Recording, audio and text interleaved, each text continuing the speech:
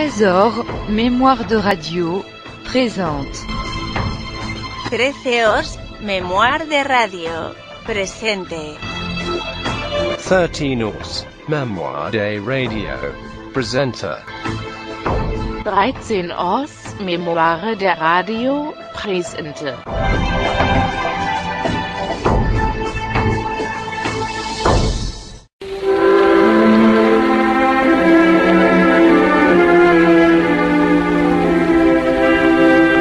Terre des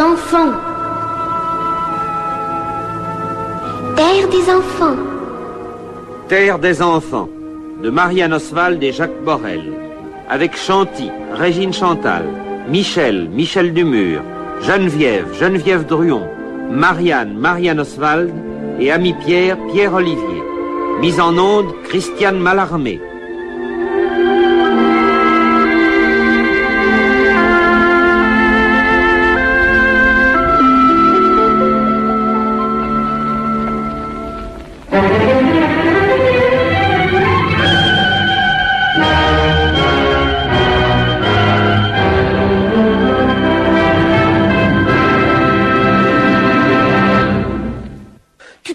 Chanty, Marianne nous invite chez elle, le cinéma à domicile. Ami Pierre et Geneviève doivent être déjà arrivés. Est-ce que tu peux te demander, mon vieux? Marianne va tout simplement nous offrir un programme sur un poste de télévision. Mais qu'est-ce qu'on va faire avec les enfants qui sont à l'écoute de Terre des enfants? Ils ne verront rien, eux. Ils n'auront qu'à fermer les yeux, bien nous écouter, et leur imagination fera le reste. Allons, dépêche-toi, Chanty.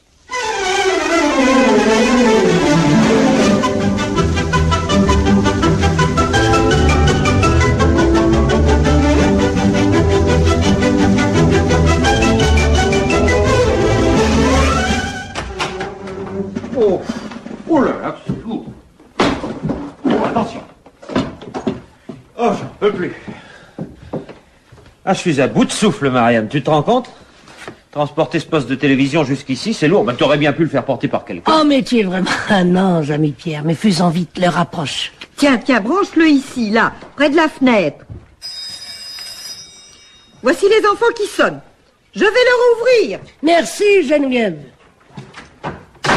Bonjour Marianne, bonjour ami Pierre. Bonjour les enfants. Bonjour les enfants. Alors, c'est lourd, mon alors tout est prêt. Oh, écoute, ça va maintenant. Je tire le rideau. Dans quelques instants, le spectacle commence. Oui, dans quelques minutes, nous serons dans la forêt vierge, en face des singes.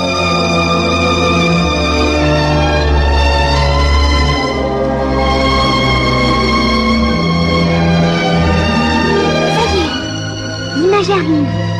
Oh, c'est formidable, Michel. Oh, tu vois ce grand caoutchoutier? Oh, il doit faire étouffant dans la forêt vierge. Regarde les feuilles des lianes, elles sont épaisses comme des pierres.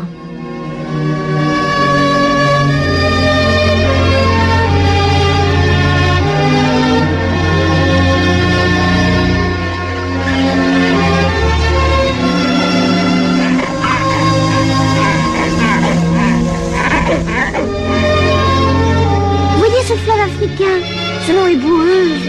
C'est le Niger. Le Niger est 5 fois plus grand que la Seine. Ses eaux mettent plus d'1 an pour aller depuis sa source jusqu'à la mer. Sur ses rives, les palétuviers centenaires et les arbres à pins donnent un peu d'ombre contre les ardeurs brûlantes du soleil d'Afrique. Le monsieur a bien dit arbre à pain. On ne voit pas de petits pains à la place des feuilles. Mais non, bien sûr. On l'appelle ainsi parce qu'on tire de cet arbre une farine avec laquelle certains indigènes font une espèce de pain. Ah, j'ai compris. Voilà. Regardez ces hippopotames au milieu du fleuve. Oh, oui, c'est fort. Oh, j'ai peur de leur grande gueule. Oh, oh.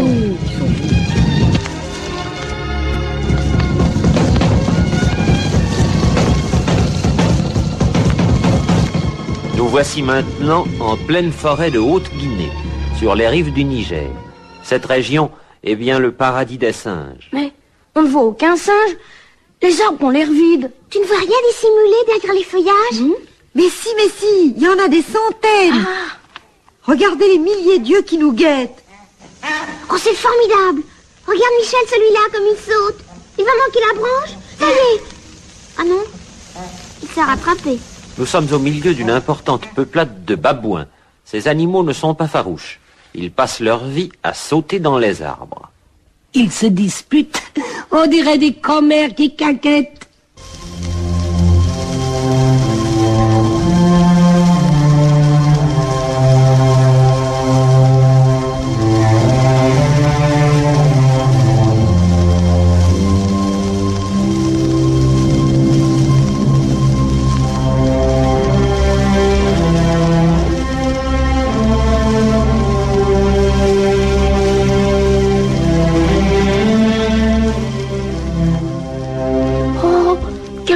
Singe celui-là, il ne bouge pas.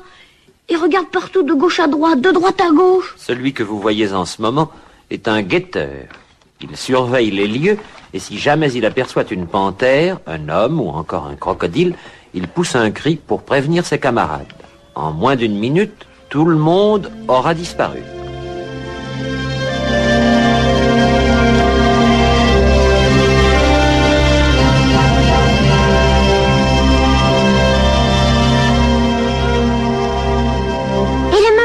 Avec son bébé. Oh, comme elle est câline. Oh, le bébé singe reste accroché à son dos par les mains et les pieds.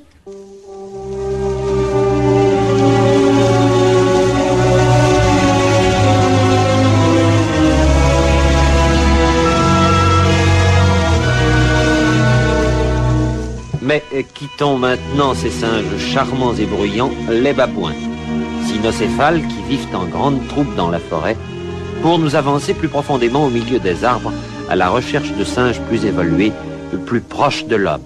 Ces singes-là sont très difficiles. Ils sont très différents des autres, ils n'ont pas de queue et marchent debout comme des hommes. Ils ne vivent pas en troupe, mais seuls ou en famille, et dès que les enfants sont devenus assez grands pour se débrouiller, ils s'en vont tout seuls dans la forêt.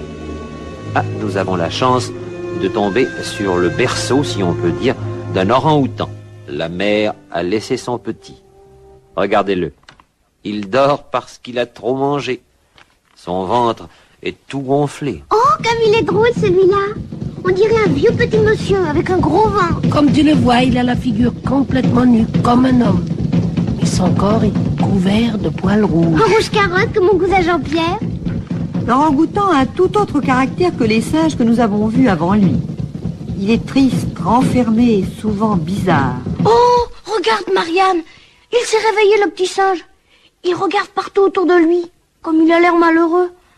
On dirait qu'il pleure. Le petit orang-outan pleure en se réveillant.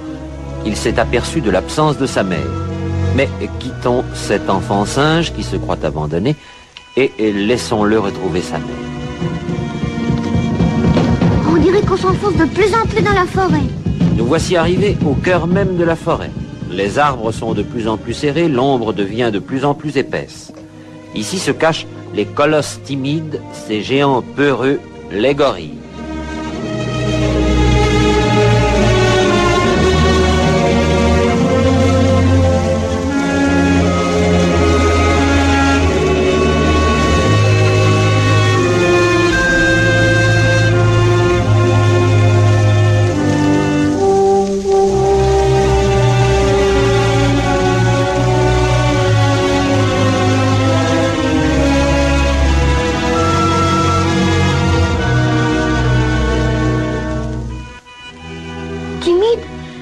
Qui croyait au contraire que c'était méchant, les gorilles. Il paraît que c'est une légende. Le gorille fait peur parce qu'il est énorme et d'une force herculéenne. Mais c'est un animal craintif qui se cache au moindre bruit insolite. Enfin, nous approchons. Nous avons eu toutes les peines du monde à ne pas éveiller l'attention du gorille. Il ne se doute pas de notre présence. Il a l'air vraiment méchant. Comme il arrache les arbrisseaux. Ce sont des bambous. Il a l'air d'aimer beaucoup manger les jeunes pousses. Et il casse les tiges pour sucer la moelle qui est très sucrée. Les indigènes ont très peur du gorille. Mais c'est à cause probablement de sa taille colossale, car c'est un animal assez inoffensif et qui ne s'attaque jamais à l'homme.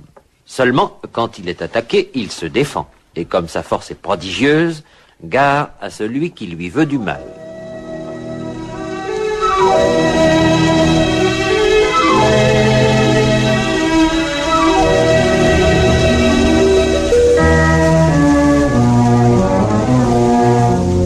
Et nous voici maintenant revenus au campement.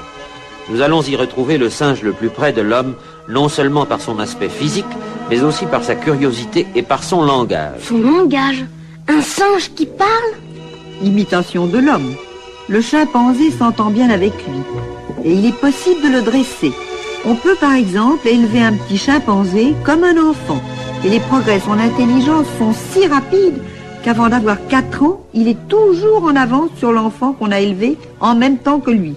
Mais à 4 ans, le petit chimpanzé ne fait plus de progrès. Oh, j'aimerais tant avoir un petit frère chimpanzé. Quand ça doit être drôle. Je le soignerai, je jouerai avec lui.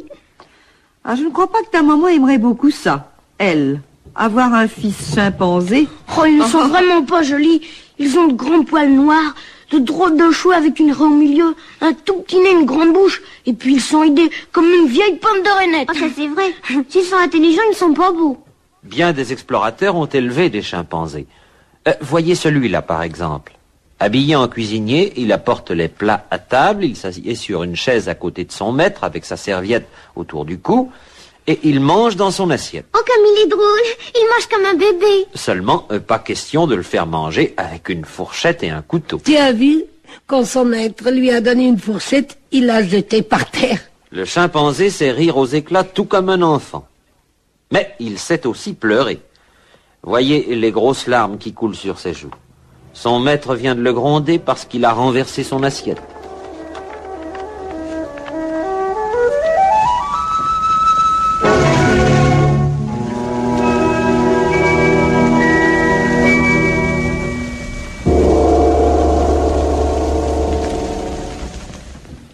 C'est fini.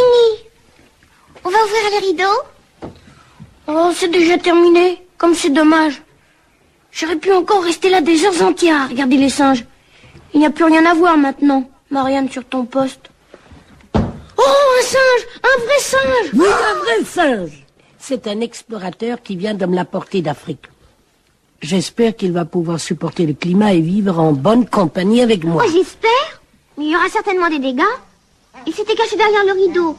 Mais regarde, il en a déjà un morceau dans la main. Tu es sûr, Marianne, qu'il n'est pas méchant? Mais non, Michel. Tu peux t'approcher de lui, il te fera aucun mal. Je suis plus brave que toi, Michel. Tiens, regarde. Je la sois sur mes genoux. Oh, il me lâche la figure. Mais doucement, mais doucement.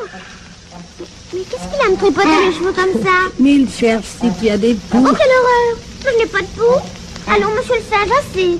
Je vous dis que je n'ai pas de poux. Mais laisse-le faire, Chanty. Ça prouve qu'il t'aime bien déjà. Tu ne vas plus pouvoir le quitter et tu vas vouloir l'emmener à la maison. Il a l'air tout heureux avec moi. Il me raconte des histoires. J'aimerais savoir ce qu'il te dit comme histoire. Ce qu'il me dit. Et qu'il aime bien les petites filles comme moi. Mais pas du tout les garçons comme toi. Oh, comme c'est malin et spirituel ce que tu dis. Aussi, il m'emmènera un jour dans sa forêt pour me faire connaissance avec toute sa famille. Alors demande donc qu'il dise aussi quelque chose pour les petits-enfants qui nous écoutent. Je lui donnerai une banane. Tu vois la belle banane? Tu l'auras si tu dis quelque chose. Moi. Non, moi. Bravo, bravo. Très éloquent ton discours. Je suis sûr que tous nos petits amis ont compris. Mais tout de même, je vais traduire pour ceux qui ne seraient pas encore très bien habitués à ta voix. Je vous envoie beaucoup de baisers. Il est tout drôle. Oh, regarde Marianne ce qu'il a fait. Il a mangé la banane. Il donne les épluchures à Michel. Mais il faut faire la paix tous les deux. Voyons Michel, prends ce sac. Il y a des cacahuètes. Tu aimes bien ça, hein? Là, donne-moi ta main. Faisons amis. Alors, c'est parfait. Mais c'est le moment de nous dire au revoir. Oh, mais il a très bien compris. Mais il ne veut plus se séparer de moi. Toi qui désirais tant un petit frère chimpanzé pour jouer, tu peux être satisfaite. Je te le donne. Emporte-le à la maison. Oh, merci, Marianne.